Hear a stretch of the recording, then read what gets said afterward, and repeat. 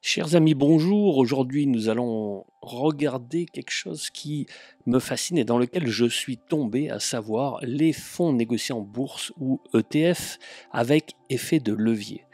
En effet, on peut se dire que si une action monte régulièrement, comme mettons l'action Nvidia qui va être notre exemple aujourd'hui, on pourrait se dire c'est génial, regarde, je prends un fonds qui me propose d'avoir une option x2, x3 sur l'augmentation de cet actif et donc par conséquent je vais gagner 3 fois plus d'argent. Or ce qu'on va voir c'est que c'est pas si simple que ça et à vrai dire nous ne sommes pas certains du tout de l'efficacité de tels fonds. Comme je disais, si on veut plus de gains en capital, pourquoi se contenter d'acheter l'actif alors qu'il existe des fonds négociés en bourse à effet de levier et donc ils vont doubler ou tripler les hausses quotidiennes de l'actif. Qu'est-ce que c'est l'effet de levier? C'est tout simplement un multiplicateur du montant que l'on dépose. Donc mettons vous achetez un fonds négocié en bourse avec effet de levier x2, si Nvidia monte de 3% dans la journée, eh bien en fait dans votre fonds vous allez avoir 6% d'augmentation de votre investissement. Donc on prend l'exemple justement d'Nvidia et du fonds à effet de levier x2 NVDL. Donc, et on va comparer la performance sur la dernière année. Donc Nvidia à peu près, c'est à peu près parce que les chiffres varient suivant les dates qu'on prend, mais Nvidia a progressé d'environ 8% sur 12 mois.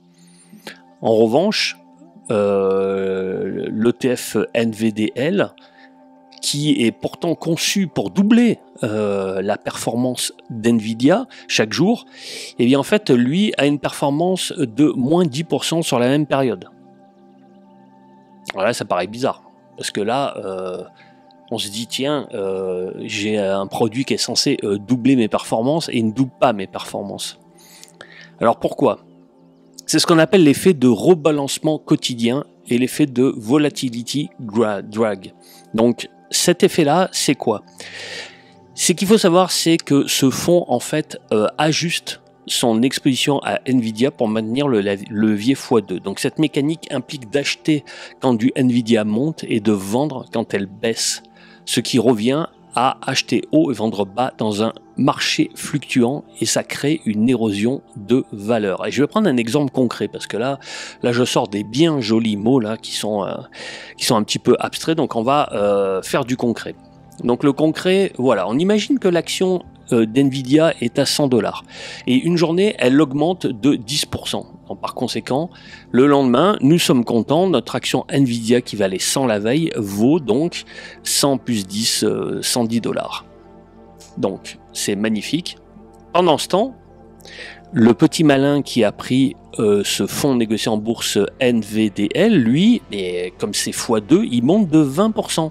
Donc le lendemain, il se retrouve avec $120 et tout satisfait, il va se payer une bonne bière en se disant mais c'est extraordinaire, j'ai fait l'investissement du siècle, Nvidia monte énormément et par conséquent je vais finir très très riche. Malheureusement le lendemain avec les fluctuations qu'il y a actuellement, eh bien Nvidia baisse de 9,09%. Si on diminue de 9,09%, on perd donc à peu près $10. On laisse tomber un petit peu les virgules à l'infini, enfin les décimales à l'infini derrière la virgule. Mais en gros, je vous simplifie, vous retombez donc à $100 l'action. Donc vous avez effacé votre hausse. Par contre, vous n'avez toujours rien perdu, puisque la veille vous avez mis $100 dans Nvidia, c'est passé à 110, vous étiez content, bon malheureusement c'est redescendu à 100, mais vous n'avez pas perdu. Pendant ce temps, le petit malin qui avait son petit $120 dans du NVDL, eh bien lui, il encaisse donc une baisse du double, donc une baisse de 18,18%. Et quand on fait le petit calcul, on arrive au résultat suivant, à savoir que eh bien, son action vaut $90 et non plus 100. Et de fait, il n'arrivera jamais à revenir à l'équilibre. Donc là, on a un exemple très concret Vous pouvez faire un arrêt sur l'image et refaire les calculs si vous voulez dans tous les sens. Mais avec cet effet d'érosion dû au fait qu'il y a un équilibrage quotidien qui s'effectue et un recalcul quotidien qui s'effectue sur la baisse et sur la hausse, eh bien en fait, ça nous pose d'énormes problèmes. Le problème est le suivant, c'est que même si Nvidia finit en légère hausse au bout de l'année, les fluctuations journalières vont faire accumuler les pertes avec effet de levier, ce qui explique cet écart de 18 points de performance par rapport à Nvidia. Autre point aussi à considérer, c'est que ces fonds-là, qu'est-ce qui se passe? Eh bien, en fait, comme ce ne sont pas des fonds passifs, qu'il y a un grand nombre d'achats, de reventes, eh bien, en fait, ils prennent plus de frais. Souvent, dans un fonds négocié en bourse, vous avez des frais des fois de moins de 1,5 point, et parfois même encore moins. Là, par exemple, NVDL, lui, c'est 1,06%, ce qui évidemment réduit d'autant la performance. Alors là, je vous ai fait un petit graphique qui compare la performance sur un an. Donc vous avez la performance d'NVIDIA qui est la ligne bleue et la performance donc du fonds x2 d'NVIDIA, NVDL, qui est la ligne rouge. Alors là, vous voyez que, et bien évidemment, la courbe se ressemblent énormément puisque l'une est liée à l'autre, mais vous voyez clairement qu'alors qu'au début de l'année ces courbes s'entrelacent et on va dire que il y a un pourcentage de gain à peu près équivalent, ben vous voyez que ces derniers temps, eh bien il y a une très nette différence de performance entre Nvidia et NVDL. Et on va regarder un peu plus pourquoi. Donc là, je vous ai fait une petite simulation. Je suis parti de données, alors là, c'est plus du Nvidia, hein, je suis parti de données aléatoires à but de simulation pour faire un petit tableau sur 60 jours. On imagine qu'il y a des hausses ou des baisses. Alors là, voilà. Donc, la ligne bleue, ça représente, mettons, un actif qui est dans une hausse constante. Et si nous sommes dans un scénario de hausse constante pendant 60 jours, eh bien, la ligne verte qui représente donc, mettons, un fonds qui ferait un x2 sur vos gains, donc avec cet effet de levier, eh bien, en fait, ce fonds va surperformer par rapport à votre actif. La ligne verte est bien plus haute que la ligne bleue. Pourquoi? Parce que nous sommes dans un scénario dans lequel il y a une continuelle légère hausse jour après jour. Et donc, dans des cas de figure comme ça, eh bien, un fonds avec un effet de levier, bien évidemment, vous apporte un supplément de gain très important. Maintenant, à l'inverse, eh bien, si nous sommes dans un scénario baissier, bien, en fait, vous voyez exactement le contraire, c'est-à-dire que, toujours pareil, hein, la ligne bleue étant l'actif que vous avez acheté, la ligne verte, on imagine l'actif avec un effet de levier x2, eh bien, vous voyez qu'évidemment, vous allez encaisser une baisse substantielle puisque votre baisse va être doublée. Donc, évidemment, c'est un gros problème. Et enfin, si on compare un scénario, donc là j'ai laissé un peu toutes les courbes, hein, les haussières et les baissières, mais on va s'intéresser plus particulièrement aux courbes qui sont rouges et à la courbe qui est rose. Et donc là on simule, on va simuler une très légère baisse, très légère, mais avec des variations quotidiennes assez importantes. Et là, vous voyez que immanquablement, qui dit variation quotidienne, montre l'extrême faiblesse de ce type de produit à effet de levier, puisque vous voyez que la ligne rose, en fait, ne rattrape plus jamais la ligne rouge, et bah, vous vous retrouvez en perte nette.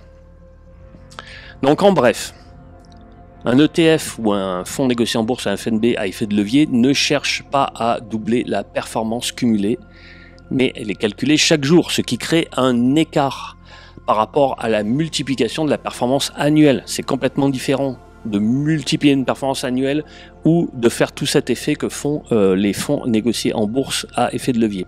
Plus la volatilité est élevée, plus le rebalancement sera fréquent et plus cet écart sera prononcé.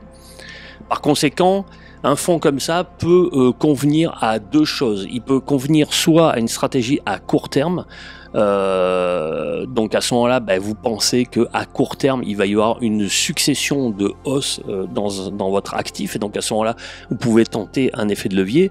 Soit vous avez vraiment un actif qui est haussier de manière très stable, avec peu de variations, mais bon, c'est quasiment impossible, et surtout en 2025 avec des très forts hausses ou baisses boursières en fonction de l'actualité quotidienne.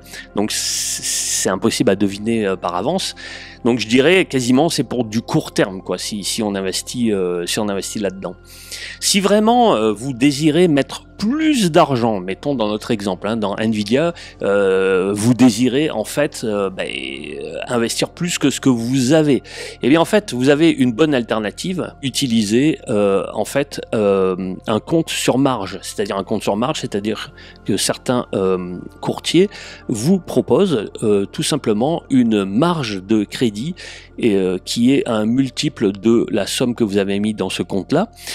Par exemple, je sais pas, vous avez mis $500 et en fait, il vous donne une marge x4, donc vous pouvez investir $2500 sur un actif. Et donc à ce moment-là, si vous achetez avec de la marge, c'est comme si vous empruntiez de l'argent. Là, vous pouvez acheter l'actif directement, mais au lieu d'acheter $500 d'actions, vous allez acheter $2500 d'actions. Donc en fait, vous profitez d'un effet multiplicateur si vous êtes gagnant.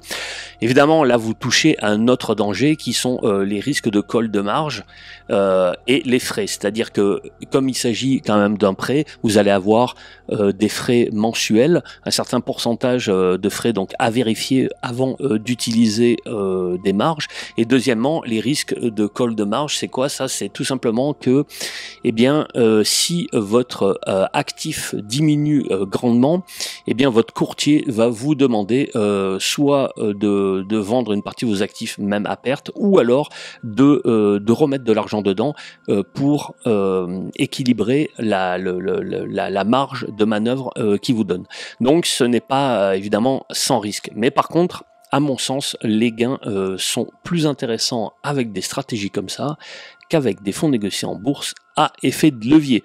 Donc j'espère que ceci vous aura informé et vous évitera peut-être de tomber dans des produits qui ont l'air très alléchants, mais qui ne le sont pas forcément. Et je vous souhaite une bonne journée, de bons investissements, et à bientôt. Ciao.